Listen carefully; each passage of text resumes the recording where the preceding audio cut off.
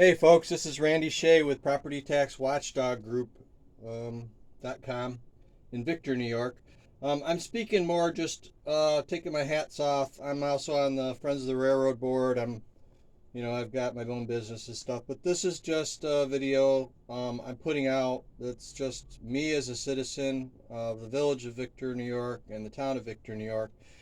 And it's a call to action to try to get those who are willing to step up to the plate and contact your local government officials about what I'm about to go over here. It's something that I believe everybody who lives in the village and the town has an interest in, and it's something that most of you are not aware of. What you're seeing right here is a map, and there is a notice of intent to partially terminate, abandon the service that was sent to the Surface Transportation Board in Washington, D.C. The lawyers on behalf of Ontario Central Railroad Corporation put in the filing. If you want to read it, this is part of it. I saved the PDF to my computer so that I could show this, but I didn't change it in any way. This map is included as part of the filing. But if you go to the friendsoftherailroad.org, they set up a special page just to inform people and give you the links that you might need to check out what's going on. And what I'm asking is a call to action that, basically recently there was some press about it, and they last minute the planners took off taking out the rails that go to the roundabout and or to Brace Road or whatever that went past Maple Avenue, Route 444. There was some public backlash about how they didn't want to have anything happen that would hurt Victor Insulators Incorporated, and Victor Insulators Incorporated has made multiple comments at the village and the town board levels explaining, or maybe not explaining in detail, but saying that, in fact, one time he even said it could put them out of business within 5 years, not having rail service. Now, if you go to the friendsofrailroad.org and you go to the page I'm talking about, you will find a link to the complaint that Victor Insulators filed with the Surface Transportation Board. It goes into the details as to why trucking will not work. Also, the fact that they never asked for trucking. They have been getting by on it, but it hasn't been working well.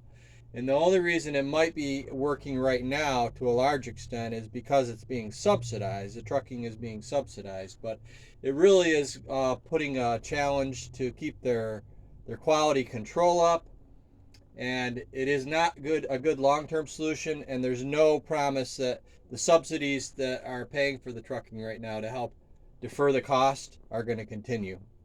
So it's a stopgap measure. And even if it was just something that they would still get the money to help pay for the trucking, it still is not a good option for them. And they know their business, and it's all in the complaint.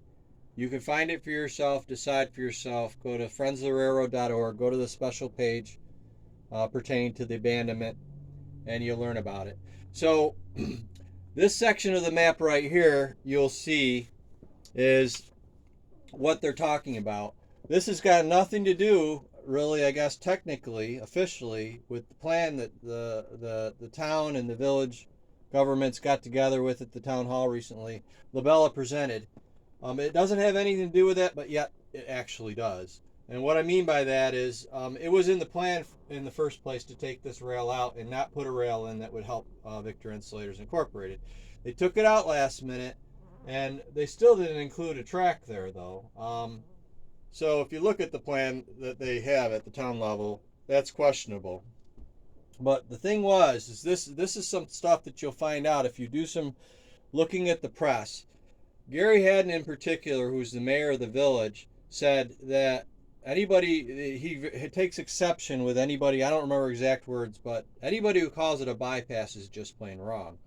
Well, what they were planning and proposing up to School Street, or perhaps, all the way up to where the spur meets here in the village near Adams Street and 444 Maple Avenue, he could be right, because then people could funnel back into the village or do whatever. They could go that way or that way, and it could help relieve traffic, and people along Main Street would move along easier, and maybe they would have a little more time to stop at some of the places.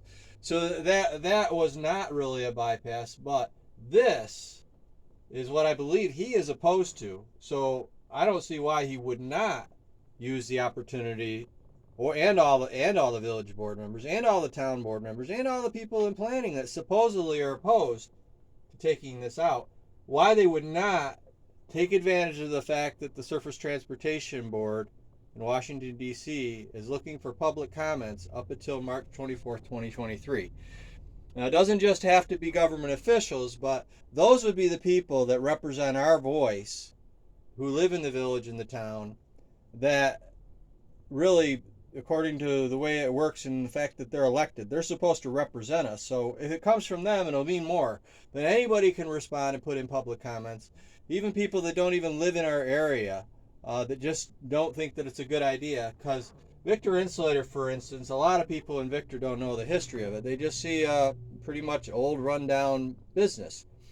But if you understood the history of it, if there was one thing unique about Victor, New York, in all of North America, perhaps the entire world, is this is the epicenter of where Fred Locke, which became Victor Insulator Incorporated, first invented the wet porcelain insulator. And Victor Insulators are all over the world now, but the fact that this happened in Victor, New York, and that business was the first one in the North America to be in business doing this, manufacturing these insulators that helped our electric grid and our communication grids, probably the Industrial Revolution would not have been the same. We probably wouldn't have been we might not have been the strongest country in the world without the innovation of the insulator. And that happened right here in Victor, New York. That business started 130 years ago. They've been paying property taxes, providing employment. Right now they provide, I would even say they provide green jobs, because if we're going to double our grid, we're going to need more insulators, right? The alternative is to get them from someplace like China or other places in the world. And if we have, supply chain issues or trade issues or even war or something like that, cuts us off from what we need to keep our grid strong. This is something that goes beyond just village and town of Victor. But so this, if they get their way, this would be abandoned rail. Okay, so the town and the village planners could say, well, it's not in our plan and we didn't do it. But yes, if you don't say anything, it's as if you're okay with it. If you don't say something to oppose this, it's not on the formal record. As far as I'm concerned, it's as if you said, yes, go ahead. Because what else will this become? A trail? A biking trail maybe? I don't know. But it could be a biking trail, I suppose. But what makes the most sense? It would end up being a road. It'd be a bypass of the village of Victor. I have a friend who lives up in this area, and he does not like driving through Victor traffic during peak times. And he said, yeah, he'd be totally okay with this, because he'd be able to bypass the village of Victor. Now, I know that maybe he's okay with that and he likes that idea, but what about the businesses all along Main Street? If people start to use that more so than the other way around, we don't know for sure how that would impact us, but I don't think the people who have business on Main Street want to lose that traffic coming through the village. And yes, it still is technically through the village, but it's a bypass of the village business district on Main Street. So keep in mind the words I'm using, because they're important. Gary Haddon, this would be a bypass. You didn't like the idea of possibly putting Victor Insulator out of business. You don't like the idea of a bad bypass. The town officials and the planning people, I don't think you ever intended this.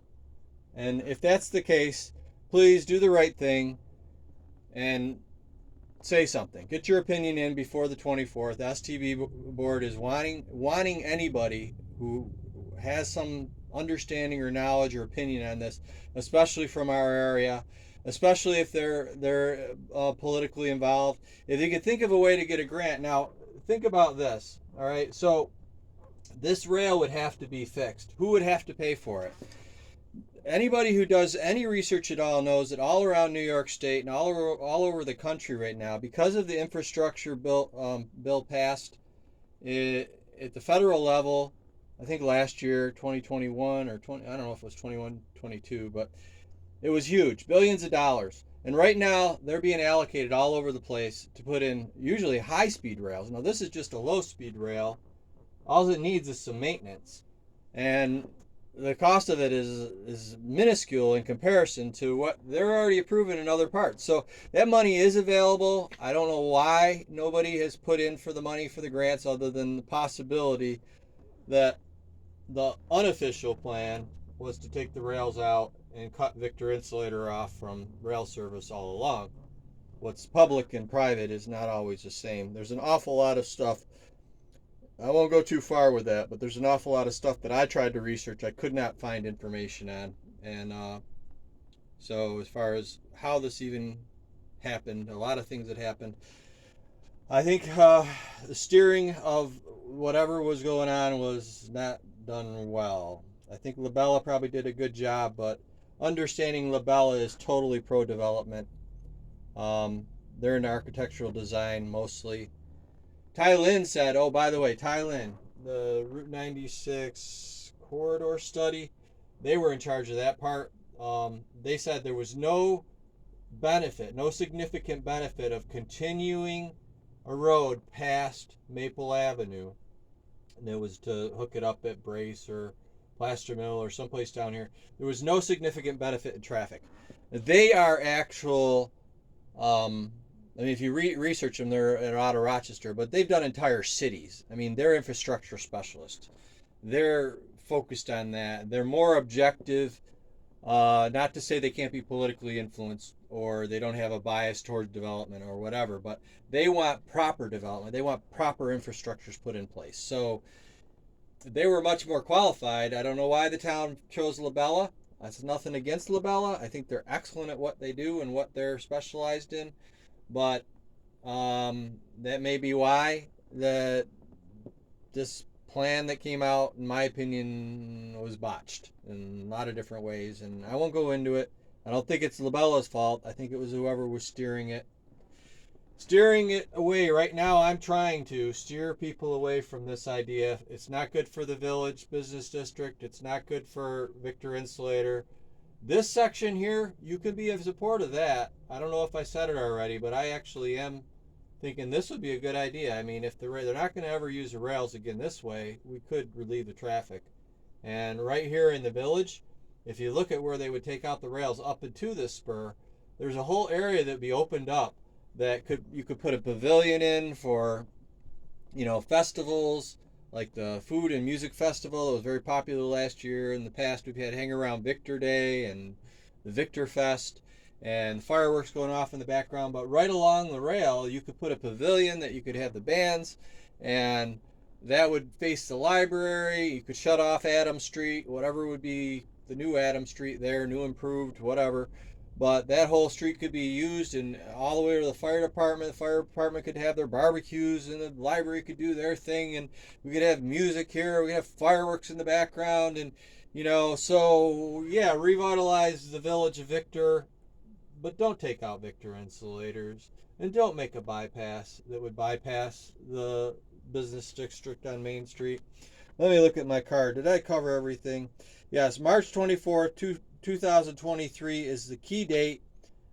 Get your opinions in to the Surface Transportation Board. Go to the friendsoftherailroad.org, and you will find a special page that will help you know the actions that you could or should take if you want to, even if you want to say you're in support of it. It gives you the instructions there. Call to action, filing ban, yep, map, adverse impact. Yeah, adverse impact on Victor Insulators. It's not in the plan. Supposedly, the mayor and most of the government officials are already unofficially have said they're opposed to this being abandoned and opposed a road being put in there that would bypass the village. So let's see what else we got here. What they say matters more than most, so that's why you should contact your local government officials in whatever way you can. even if it's just sharing this video to them. Victor. Oh yeah, I did a survey also. I'm gonna make a bigger deal of that because there's already 127 votes. I've never had a survey I did that was more lopsided and more votes from people. Most of the people, at least 80% of them, are right from Victor. I know that because I recognize a lot of the names. So to have that big of an impact and be lopsided, I think it's more than 95% of the people responding are opposed to taking out the rails if it could potentially put Victor Insulators out of business by taking out the rail service. So that means it's not popular with the people that you're serving. So hopefully, government officials, you're listening and you do the right thing. And I guess that's it. Have a great day.